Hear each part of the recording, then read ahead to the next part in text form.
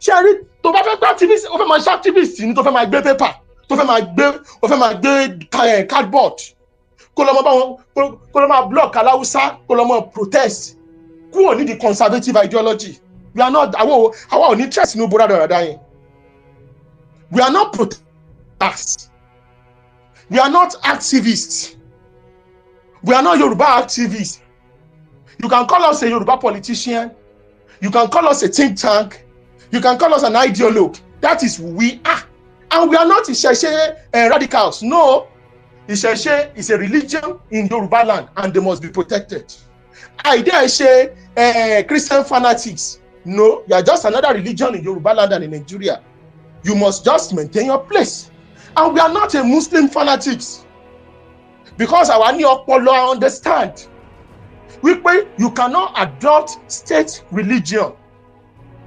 You cannot. In order to catch up with the rest of the world.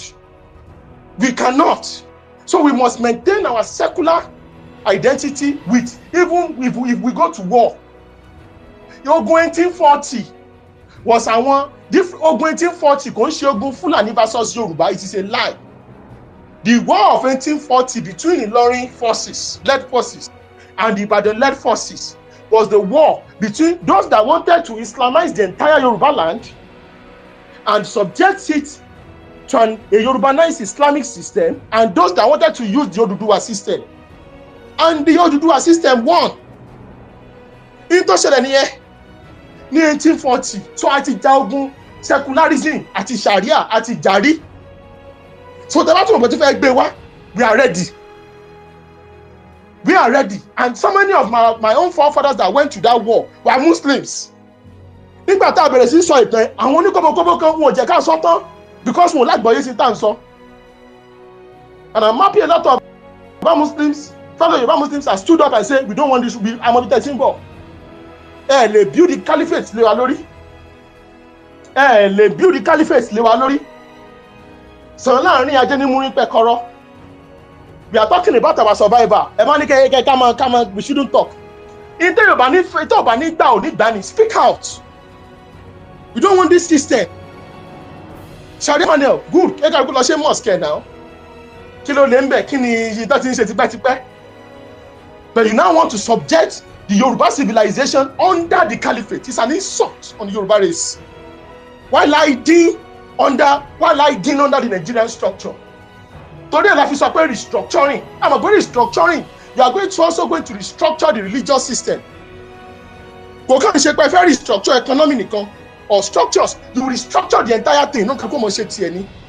Because this country is not. Torí ẹ̀ la fi ń sọ fẹ́yìn Pan-Africanist àti we want Nigerianist. Torí yín ò pé. I am for a federal united Nigeria. I'm not a one Nigerianist. One Nigerianist, I don't mind. And Igboman can represent me in Ibadan. But bẹ́ẹ̀ ló máa represent. Kò ń ṣe lọ́dún táwa wà. Because we understand that what led to the Civil War, and the reason why the Civil War, the First Republic failed, was that indigenous minorities wanted to represent themselves traditionally and politically. So when we say we need more states, we need more states. We need more states. We need more states. If we don't liberate the ethnic minorities in the core north, we are going to be in trouble. We are going to be in trouble. Because let me say this. One of the biggest injustice that Nigeria ever did, the British ever did, was to give us a working structure before they left. And Awolowo won. Baba Yan won. But I'm sorry to say this. I still can now understand the Baba. Because with our own struggle within the conservative ideology, conservative movements, táwọn tẹ́ pé wọn understanding kankan, wọn ò mọ bí tẹ́ wọn ò mẹ́tẹ́ bá sọ̀rọ̀, wọn ò mẹ́tẹ́ bá ṣe, wọn ò mọ bí tẹ́ ti dé, wọ́n á dẹ̀ máa kọ̀kọ́ púpọ̀ against yín, wọ́n máa rubbish in tẹ̀ sọ́ńtà. And when you now call them and say, báyìí lọ́rọ̀ ṣe jẹ́, they will still go and say the same rubbish the following time. Enough of this bullshit. Torí àwọn fi sọ fún yín, good, ẹ lè pera yín ní conservative, no problem. But TYF ẹ fi wá sílẹ̀ ká máa ṣe ń tà ń ṣe. TYF kárìn kápọ̀ yẹn unity ẹ lọ wá. We want to do what we are doing because àwa ò kàn ṣe àfiẹsẹ̀ lé ẹsẹ̀ àwọn àgbààgbà ni. We are following the footsteps of the elders. Even though we might say some elders are this, but ọmọdé ò lè láṣọ, ọmọdé bá láṣọ bí àgbà kò lè lákìsà bí àgbà. And we understand the realities and the traps. Torí wọ́n ní ikú tó ń pojú bẹ́ẹ̀ ni òwe ńlá ló ń pa fún ni. They've killed a lot of your leaders. From Akintola, àwọn leaders yìí náà máa ń tì mẹ́wọ̀n ṣáá. If there's any revolution, any problem by Yoruba leaders ni wọ́n lọ tì mẹ́wọ̀n. Wọ́n ṣe first republic, wọ́n ṣe second republic, wọ́n ṣe third republic, wọ́n ṣe the fourth. Reason tí wọn ò fi ẹ̀ fi ní problem fourth republic ni pé Ọbásanjọ́ ló jẹ president, so you are not a threat. But they still didn't spare you. But like it was gruesomely murdered, and they destroyed the Alliance for Democracy. They destroyed it. Torí ẹgbẹ́ mi ni ò lè bá yín bú Tinubu. Bàbá yà dọ́gbọ́n sí ó ń ṣe bàlá búlùbúlù bàlá kọ́mọ̀ bá pa. Torí mọ̀ pé ọ̀pọ̀lọpọ̀ Yorùbá ní ìjà òye lọ̀rọ̀ òye. Ìjà òye yín ọ̀rọ̀ òye yín. Tíjà bá yé yín ni ọ̀rọ̀ òye yín ni ẹ̀ ní mọ̀ sọ́kúsọ kiri. Kẹlọ́mọ kí kọ́mọ tí yín wà lórí kíní kẹmọ sabotage. In a country like Nigeria, táwọn tó fi dòní Haúsá Fúlàní Kanuri wọ́n protect Abacha ni. Abacha tó pa yín dànù nípakúpa. Bẹ̀tẹ̀ yín ọmọ tí yín tí ò gbọ́bẹ̀ sí yín lọ́rùn ẹ bọ́ ta ni ẹ pa ẹ lù pa because you guys are decadent. You are decadent as a race and a people. Our political class àwọn èèyàn ò tiẹ̀ kò tiẹ̀ ayé àwọn èèyàn tiẹ̀ ọ̀pọ̀lọpọ̀ ayé àwọn èèyàn tiẹ̀ ti ta because when they get money ìyàwó I'm sorry ìdí tó wà nídìí obìnrin Yorùbá ò wù wọ́n mọ́.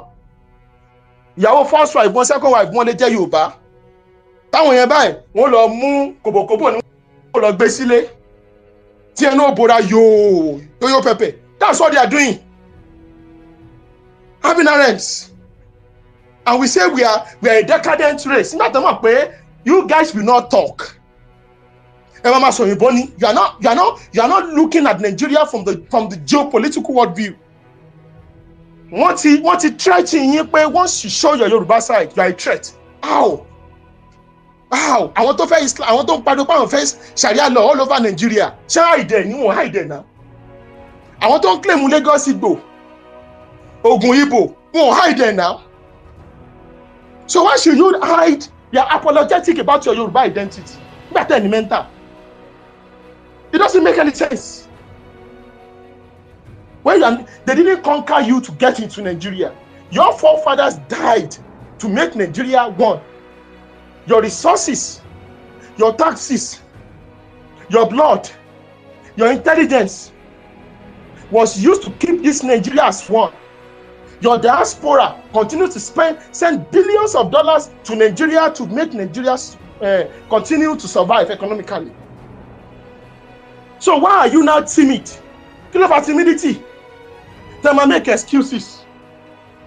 So when we say we want states for ethnic North in Nigeria, the target is that our minorities that will survive. Because if you don't, Sherry, if we don't, look at what happened in Adamawa. I'm so happy in Adamawa now. Since the 1804 jihad of Uthman Dan Fodio, all the Adamawa, Magi, Gombe, gbogbo àwọn minorities yẹn pátá, wọ́n pa ṣẹ́gẹ̀ sí wọn lára. Many of them had to go into the rocks, mountains to hide. The bá ń wò pé you guys suffer, especially in that Adamawa of Nigeria, Adamawa of Cameroon, Mobopo Southern Borno. So when the British came, into Britain ṣe ni pé wọ́n kàn make sure wọ́n kàn create kíni Lamido kíni Fulani hegemony yẹn. They now put the entire millions of people under the Fulani hegemony.